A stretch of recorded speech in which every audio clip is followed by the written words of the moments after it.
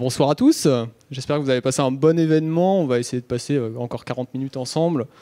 Et après, ce sera un petit peu la délivrance, il y aura le discours de fin. Si vous êtes là, c'est pour qu'on parle de performance avec API Platform, notamment au niveau de HTTP avec le cache HTTP. Et on va voir qu'on n'a pas forcément besoin de Varnish, contrairement à ce que beaucoup de gens pensent. Donc ce talk, il va reprendre un petit peu des choses qui ont été dites l'année dernière par David, qui a fait une conférence sur le cache HTTP pour les API REST. Il y aura des nouvelles choses qui vont être dites et des choses qui vont être démontrées, histoire que ce soit un peu plus concret. Avant toute chose, qui ici a des PR ouvertes sur API Platform? Sur Core? Depuis plus de 6 mois? Ok, pas grand monde. Parce que ce dont on va parler, ça a pris 1 an pour être mergé. Donc pro tips, si vos PR ne sont pas mergés vite, pinguez sous Yuka et elles seront vite mergées. Donc, qu'est-ce que le cache HTTP? Pour ceux qui ne savent pas, on va partir d'un exemple concret. Et pour ça, on va avoir besoin d'un personnage. On va l'appeler Marc. Marc, c'est un bibliothécaire. Donc, il conseille les gens sur tel ou tel livre, il renseigne sur ce dont parle un livre. Donc Marc, il attend le client, enfin le lecteur plutôt. Et donc là, on a Jules qui arrive, et Jules, il est jeune et dynamique. Comment on le sait? Parce que il court quand il se déplace, et il est très pressé. Et donc, il vient voir Marc et il lui dit ouais, on m'a parlé d'un livre qui s'appelle Game of Thrones, je sais pas trop de quoi ça parle, est-ce que tu peux me renseigner? Et donc Marc, il lui dit ok, j'essaye de trouver les infos. Il regarde sur son téléphone, bon, il n'a pas de 4G, dommage, il n'a pas les infos. Du coup, il lui dit bon ok, je vais aller demander à mes potes à côté, et donc il part. Il part et ça peut prendre plus ou moins de temps, selon s'il a les vacances à raconter, des cafés à prendre, etc. Et du coup, il revient. Il revient, mais là, il a quand même une réponse. Et il lui dit que c'est un livre qui parle de jeux et de trônes. Comme on voit, hein, je n'ai pas lu les livres. Mais du coup, Jules est très content. Il a sa réponse et il s'en va aussi vite qu'il est arrivé. 5 minutes se passent. Et arrive Marine. Marine, elle est toute contente. Elle court un peu moins vite quand même. Mais du coup, elle demande des informations sur un livre qui s'appelle Game of Thrones. Et donc là, Marc, il se rappelle des 5 dernières minutes. Parce qu'il y a un truc qui s'appelle la mémoire, et il en a, et du coup, il lui dit ce qu'il sait sur le livre directement. Et Marine repart tout de suite, et elle est très très contente, puisqu'elle a eu la réponse très vite. Tout ça pour dire que le cache, c'est pas quelque chose d'abstrait. C'est pas un concept informatique, etc., qu'on a créé. C'est quelque chose que tout le monde fait. Si vous avez de la mémoire, vous en faites. Sinon, vous avez un calepin sur vous et vous notez tout ce que vous avez. Et vous le consultez régulièrement. Et donc, selon les endroits où on va stocker de l'information, ça va prendre plus ou moins de temps à récupérer ces informations. Donc maintenant qu'on a replacé ça, je vais me présenter. Je m'appelle Sylvain Combrac, architecte Go React, freelance. Je fais du consulting. Si vous avez besoin de gens pour faire de la perf, n'hésitez pas à me contacter. Contributeur open source plutôt actif. Je maintiens le cache handler de Caddy, donc qui gère le cache HTTP dans Caddy. Prof à l'IUT, etc. Blablabla. Vous pouvez me retrouver sur Twitter, enfin X maintenant, en cherchant Darkweek Dev et Darkweek sur les autres réseaux. Donc avant API Platform 3.1, qu'est-ce qu'on avait? Jusqu'à API Platform 3.1, on n'avait que Varnish. Donc pour ceux qui ne le connaissent pas, c'est le petit lapin. Et dans la doc, l'architecture qu'on avait, plutôt, c'est qu'on avait un client, Varnish intervient en tant que proxy, contacte le web server, stocke les réponses en cache et sert les réponses en cache au client. Ce qui fait qu'on a 2 briques à maintenir, Varnish et le web server. Puisque votre web server, ça peut contenir votre application API Platform avec un web server dedans, Caddy ou Nginx pour les plus anciens, et donc Varnish en première brique frontale. Et donc là, ça veut dire qu'il faut soit des gens expérimentés pour maintenir ces deux briques, soit embaucher des SRE, etc. Donc des frais en plus. La config dans API Platform 3.1, c'était celle-là. On avait donc dans le YAML de configuration le bloc HTTP cache pour dire qu'on rentrait dedans. On activait l'invalidation en mettant enabled à true et on renseignait un tableau d'URL varnish. Et on le mettait en public pour dire que le cache était public. Ensuite, le deuxième bloc, c'est les défauts. Donc c'est les headers par défaut qu'on va renvoyer pour le cache, d'où le cache headers. Le maxage, dont on parlera plus tard, il est à 0. Le shared maxage est à 3600. Et on a un concept en HTTP qui est que le contenu peut varier selon des headers. Par exemple, si le content type change, si vous demandez du JSON ou du XML, c'est pas la même réponse. Et donc ça, alors pas la peine de lire, hein, de toute façon, c'est trop petit. Ça, c'est la configuration de base en VCL, donc pour configurer Varnish, pour supporter uniquement le header Authorization Bearer Token. Donc on voit que c'est hyper verbeux. Qui ici fait du VCL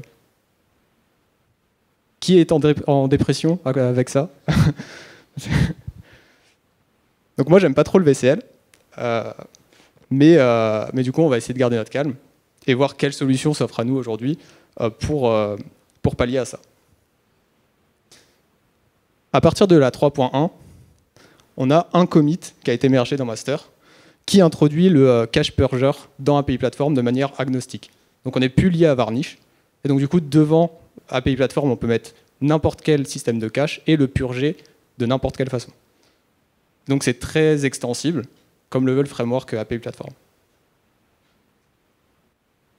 Pour ça, il faut respecter l'interface purger interface. Donc on a deux méthodes à implémenter, le purge et le get response headers. Le purge, c'est pour dire OK, je vais invalider ces IRI-là. Et le get response header, c'est pour dire j'ai un tableau d'IRI, voilà à quel groupe de clés ça correspond. Et donc du coup, on a une classe surrogate keys purger qui implémente la purger interface et elle définit tout un tas de choses en plus de définir les méthodes. On donne un max header size per batch parce que les headers HTTP ont une longueur maximale. Un séparateur pour dire je sépare tous mes attributs par ceux ou ces caractères et dans quel header je les mets. Donc vous, ça veut dire que demain, si vous voulez dire bah, quand je purge, j'envoie un purge avec le header Toto, à la place de surrogate key, vous mettez Toto. Et juste vous étendez la classe surrogate keys purger, vous redéfinissez cette constante et ça marchera. Et donc là, on se retrouve avec une configuration un petit peu plus simple. Déjà, on n'a plus le enable d'ATRU, puisque on s'est dit que si on a le bloc invalidation, c'est qu'on veut l'activer, sinon on ne le définit pas. On a un purger custom, donc le API Platform HTTP cache purger soin, qui est relatif à soin.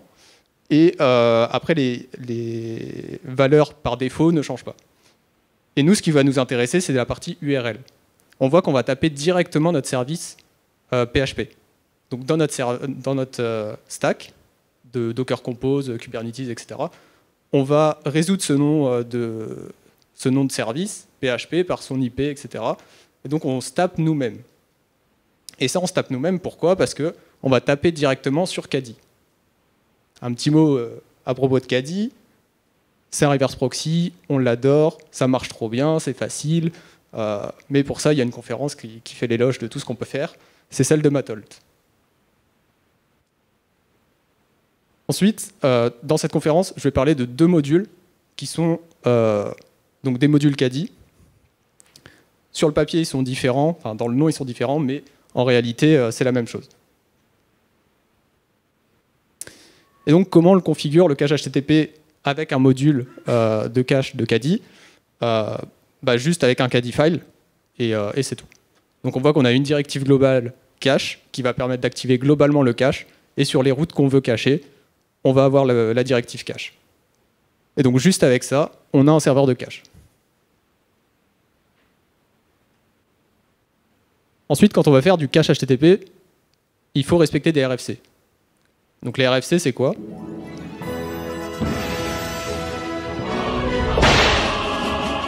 C'est ce mec-là qui les fait.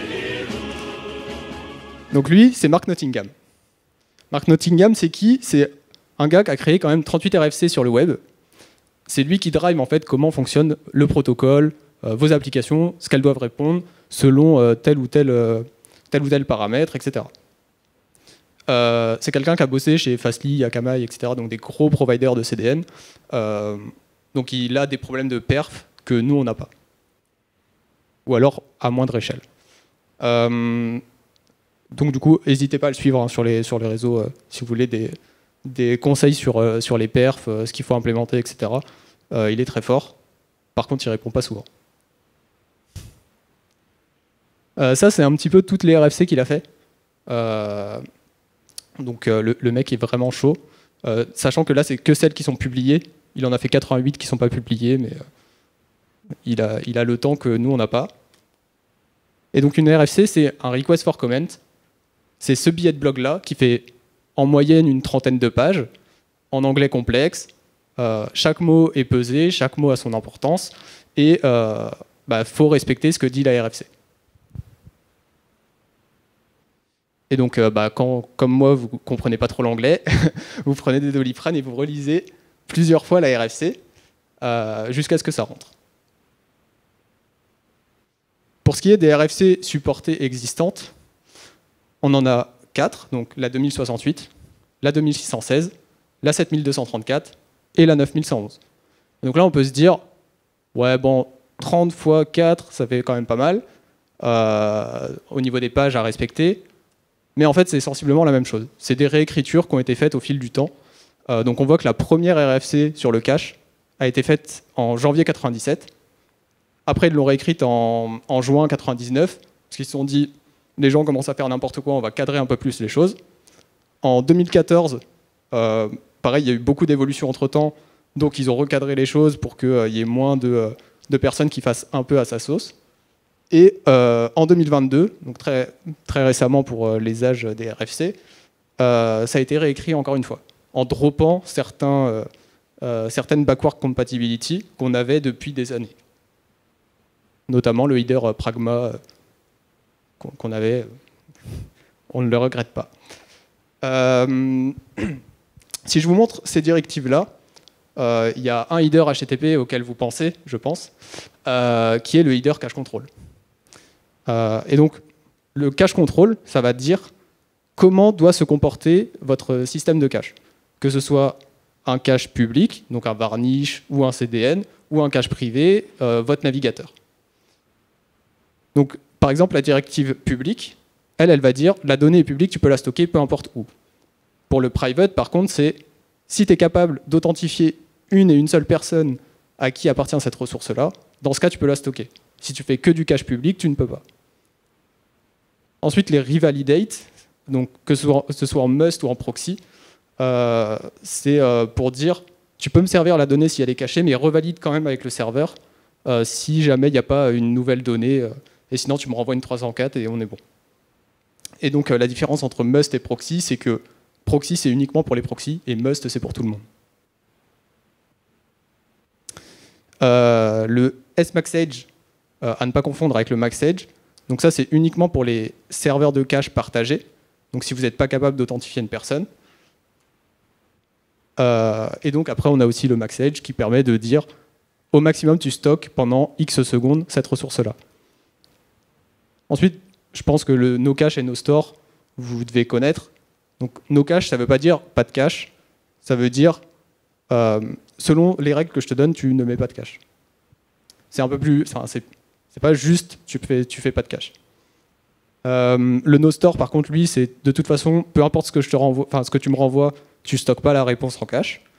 Le no transform, celui-là, il est pas mal parce que vous vous assurez que votre proxy ne va pas altérer votre requête, que ce soit dans les headers, dans le body, etc.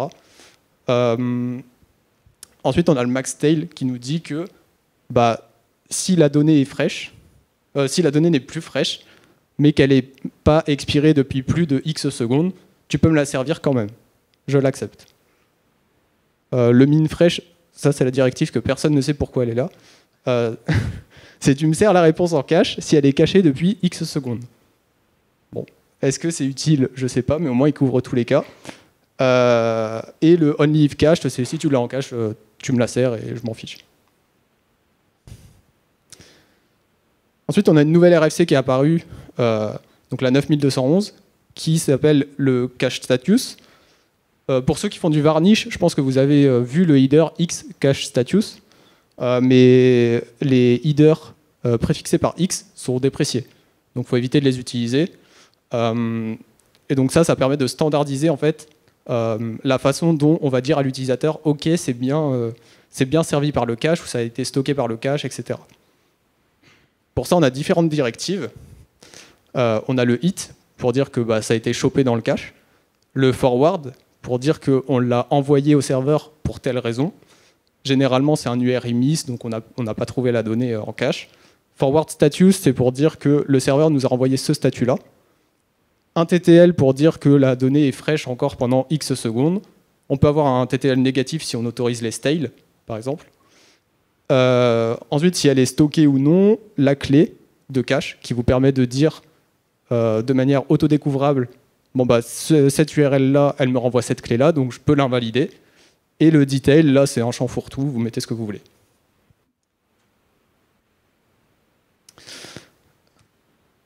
Ensuite, les CDN, on a une RFC pour ça aussi. Donc ça, c'est le X cache control. Et là, vous allez me dire, mais c'est déprécié. Et en fait, c'est pas X cache control, c'est le targeted cache control. C'est-à-dire que le X peut prendre n'importe quelle valeur. Donc, pour ceux qui ne connaissent pas les CDN, c'est des serveurs de contenu qui peuvent délivrer des fichiers très rapidement puisque c'est répliqué dans le monde entier. Vous avez Fastly, Cloudflare, Akamai pour les plus connus, ou Skip2 qui est un CDN allemand et qui sont un peu plus éthiques que les boîtes américaines. Ensuite, le targeted cache control, ça permet de faire quoi? Vous avez votre cache control qui va définir un max age pour votre navigateur. Ensuite, vous pouvez dire, je te renvoie aussi un proxy cache control. Et donc ça, tous les proxys qui supportent ce header-là vont avoir un temps de stockage de 360 secondes. Et donc là, on se dit, c'est super, on va pouvoir faire du granulaire à tous les niveaux. Plus on est proche du serveur, plus on met une durée longue de cache, et plus on est loin, plus on va l'évincer rapidement. Et donc on peut faire hyper granulaire, donc notamment avec le KDI cache control, en utilisant le cache handler, soit un cache control en utilisant Swan, ou directement Cloudflare, targeter directement Cloudflare en lui disant « Toi, tu vas stocker pendant 3600 secondes ». Ça, c'est déjà supporté par Cloudflare. Et par le cache handler, etc. Et enfin, on a des RFC qui sont très jeunes, qui ne sont même pas publiés, qui sont encore en draft. On en a deux, donc l'API d'invalidation de cache et le header cache groups. Pour l'invalidation du cache, on envoie une requête post avec un payload. On lui dit tu vas m'invalider ce groupe-là de clés. Donc des sélecteurs qui sont des URI à targeter et un tableau de groupes qui sont des groupements de clés. Donc ça veut dire que si vous avez 50 clés qui sont taguées avec le groupe script, vous allez invalider les 50 clés directement. Et donc ça se représente un peu comme ça dans API Platform. On pourrait avoir OK, j'invalide /API/books, le /books/1, mais aussi les groupes /books et /books/1. Donc si vous avez d'autres clés, par exemple dans /books, vous pouvez avoir avec la pagination, sans pagination, avec un content type différent, etc. Tout sera tagué sur /books pour les listes. Et donc du coup, vous allez invalider tous les résultats. Pour ce qui est des cache groups, en fait, c'est l'opération inverse, dire cette ressource-là, je la map sur ces groupes-là. Donc du coup, votre application pourra driver dans quel groupe va se placer votre clé. Ça, c'est très fort. Et au moins, ça standardise un petit peu les choses, parce que vous n'avez pas de logique à implémenter dans votre VCL, etc. Là, tout se fait de manière transparente au niveau HTTP. Donc dans API Platform, si on récupère une liste, que ce soit en JSON, XML, etc., on aurait le cache groups sur /books. Mais on a aussi, dans la RFC des cache groups, le cache groups invalidation. Quand vous envoyez un post, vous pouvez dire « Ok, tu vas m'invalider ce groupe-là et ce groupe-là ».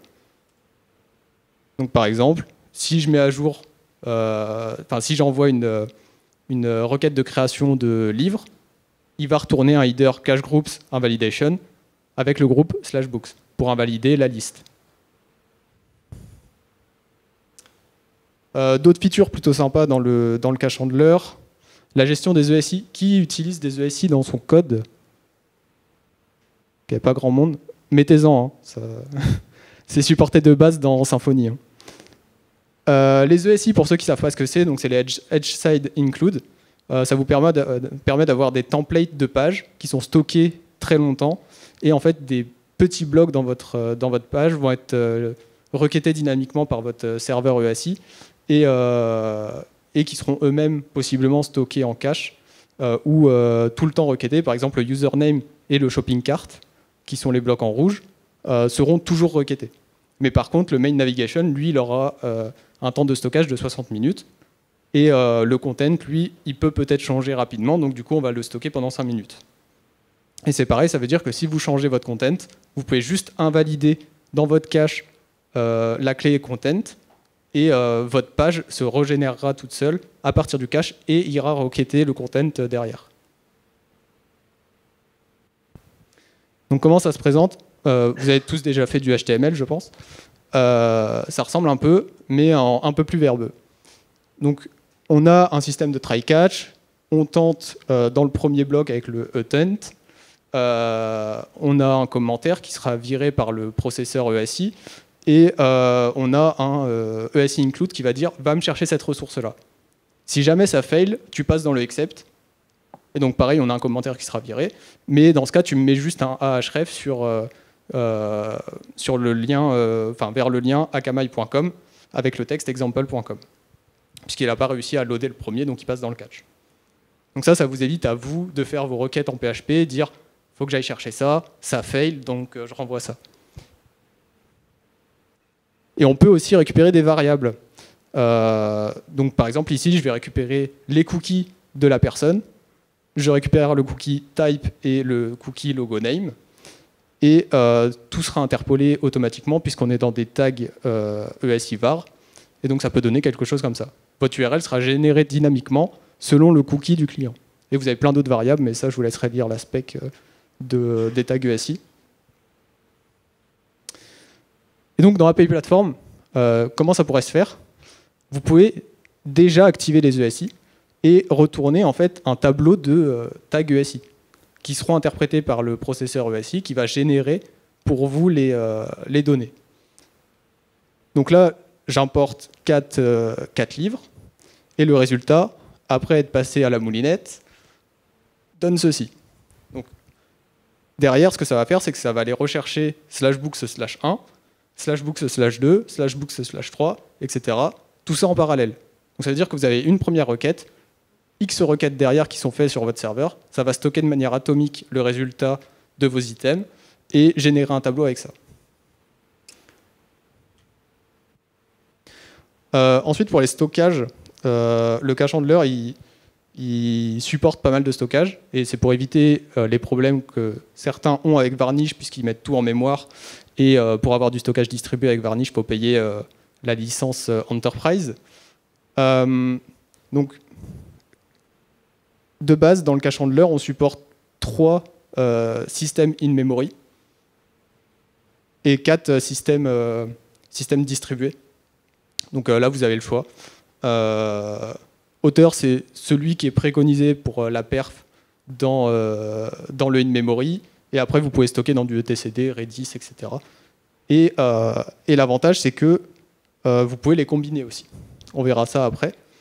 Donc si vous voulez utiliser avec le cache handler un stockage spécifique, vous importez le module github.com darkweek storage, le nom du stockage KDI, et ça marche. Donc pour ça, il faut implémenter une interface. Qui a déjà fait du Go dans la salle? Ok, ça va parler à quelques-uns. Je vais essayer d'expliciter un petit peu le truc. Même si je pense que vous voyez le principe des interfaces. Il faut implémenter ces méthodes-là. Je vous laisserai regarder sur le replay. Hein. On ne va pas rentrer en détail sur les autres. Mais ces deux-là, ça vous permet de récupérer une clé spécifique pour une clé de base de cache d'index. Et le set multilevel, c'est pareil, mais pour setter une clé spécifique dans un genre de bucket, on va dire, qui regroupe un groupe de clés. Donc si vous implémentez toutes les méthodes là, vous pouvez vous créer votre stockage et l'utiliser en module pour le cache handler, et ça marchera aussi. Donc pour la config avec les stockages, comme j'ai dit, ça peut se combiner. On définit donc notre cache, on donne la directive par exemple author et Redis, et on va dire, je te donne une liste de stockage. En premier, tu vas taper dans author. Si ça fail, tu fallback sur Redis, et sinon, tu vas contacter l'upstream. Et donc vous pouvez chaîner plein de stockages comme ça, chose qu'il est plus compliqué à faire avec du Varnish. Et comme ça, vous mettez votre stockage qui répond très vite au début, qui a une empreinte mémoire peut-être un peu plus forte, mais de toute façon, vous pouvez la limiter dans du cube ou avec des directives dans la configuration des stockages en eux-mêmes. Et les stockages un peu plus lents, mais qui peuvent être plus gros, notamment Redis ou du etcd, là, vous allez les choper après.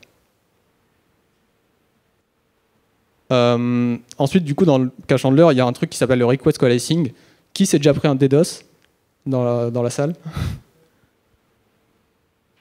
Ok. Du coup, le request coalescing, ça peut empêcher le DDoS. C'est-à-dire que vous avez plein de clients qui vont demander la même ressource. Vous temporisez tous les clients, vous envoyez une requête derrière à l'upstream, et vous servez la même réponse pour tout le monde. Donc ça veut dire que vous pouvez faire tourner votre site sur un Raspberry Pi, votre cache sur un serveur plus fort, et ça marchera.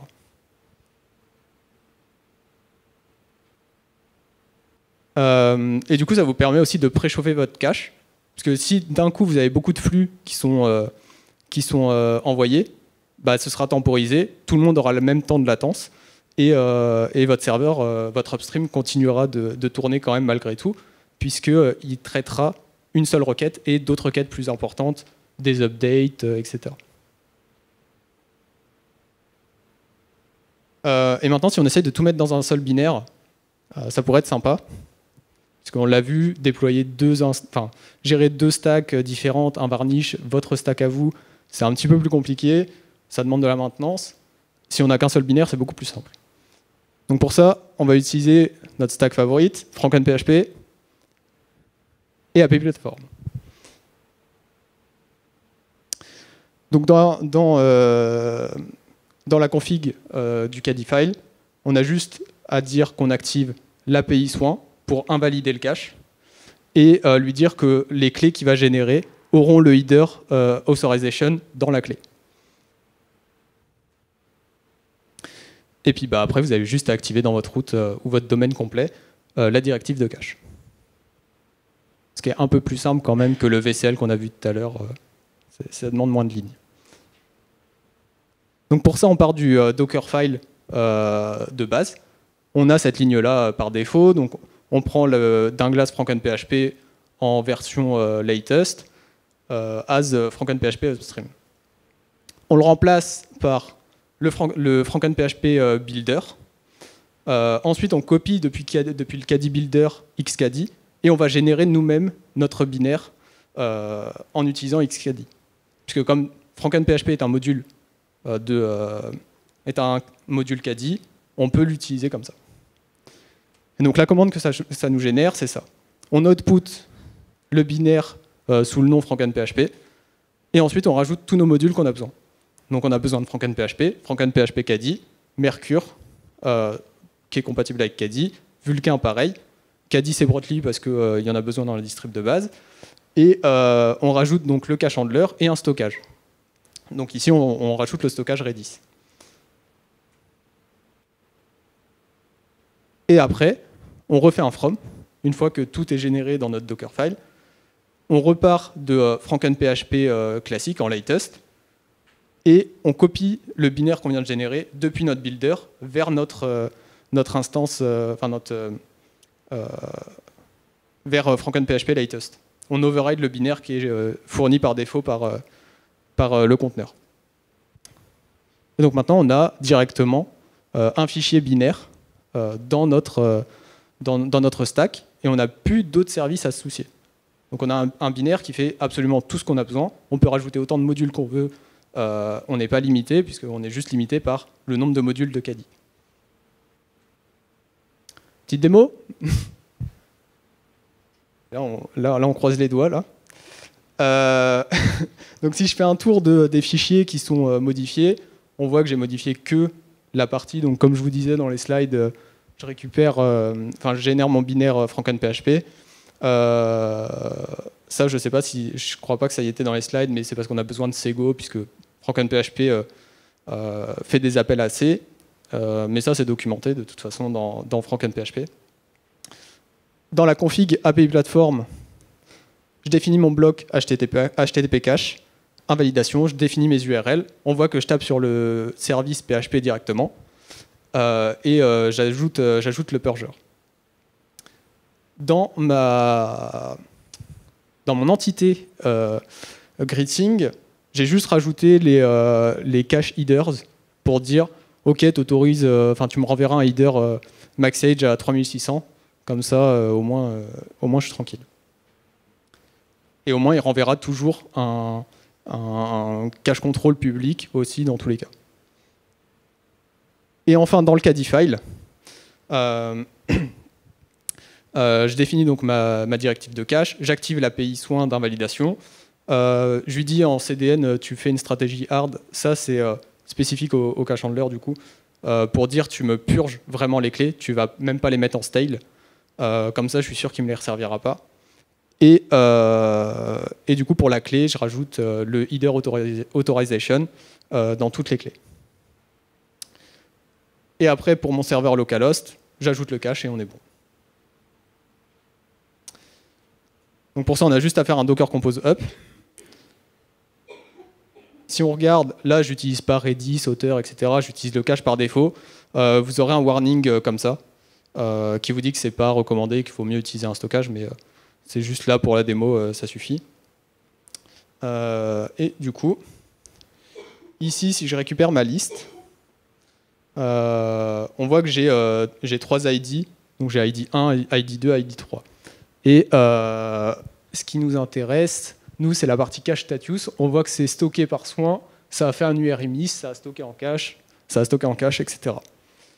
Si je rappelle cette route-là, on voit qu'il y a eu un hit, que la clé, c'est cette clé-là, et que ça a été stocké dans le stockage par défaut. Ça vous permet de débugger, savoir si c'est le bon stockage qui a été utilisé.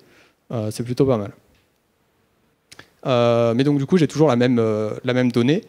Et dans API Platform, ce qui est cool, c'est que si je crée une nouvelle donnée, lui, il va invalider automatiquement la liste. Et par exemple, ici, si je requête le greetings 1, 2 et 3 et 4, donc on sait que le 4 n'existe pas. Donc ici, je les requête. Là, au-dessus, j'ai des stores parce que c'est des choses normales. Mais la dernière, on voit qu'il la stocke aussi pour une 404. Et donc ça, après, si on le rappelle, on va voir qu'on a la revalidation de la requête ici, puisque une 404, il est obligé d'aller rechecker que ça n'a pas changé, que la donnée n'a pas été créée, etc. Donc maintenant qu'on a vu ça, ça c'est l'API de soin, donc ça vous retourne un tableau avec toutes vos clés. C'est sympa. Et maintenant, nous, ce qu'on veut, c'est créer une 4e clé. Et donc pour ça, je vais envoyer un post sur Greetings et je lui dis, bon bah voilà, tu me crées un nouveau greeting avec le nom 4. Donc ça, c'est créé. On voit qu'il ne le stocke pas, puisque de toute façon, il ne supporte pas la méthode post, sauf si vous l'explicitez pour supporter GraphQL derrière. Oui, parce que ça, je ne l'ai pas précisé, mais ça supporte aussi GraphQL dans le cache. Et donc, du coup, ça a invalidé notre liste. Ici, si je refais un appel sur Greetings, on voit que j'ai à nouveau un stored sur la ligne de cache status. Donc, ça l'a bien invalidé. Et maintenant, j'en étais où? J'en étais là. Hop. Ici, si je rappelle 1, 2, 3, 4, il refait une revalidation pour la quatrième. Et là, on voit que le forward status est à 200. Et donc, du coup, là, il va pouvoir la stocker. Et après, donc, pro tip, si vous voulez invalider tout votre cache, vous envoyez un purge sur /soin API /soin/flush et ça invalide tout le cache. Et derrière, pour ceux qui voudraient savoir un peu comment ça marche, quand on envoie un post sur API Platform, lui, il envoie un purge. Ah, merde. Dommage, vous ne le verrez pas, parce qu'il n'y aura pas les logs. Mais ça envoie un purge sur le /soin API /soin et ça vous met automatiquement à jour votre ressource. Donc voilà pour la démo. Ça marche out of the box, hyper simplement. Vous avez quasiment rien à faire, à part vous assurer que ça tape sur les bons stockages. Et maintenant, qu'est-ce qui se passe pour votre application ? Le cache tient la charge, et donc votre application, elle peut prendre du bon temps. Je tiens à remercier 3 personnes particulièrement, donc Mohamed, Vincent et Hussam, qui ont énormément contribué au projet pour que ce soit prod ready. Mais voilà, sans eux, le projet ne serait pas où il en est aujourd'hui. Et merci à vous aussi d'avoir écouté, d'avoir tenu ces 40 minutes avec nous.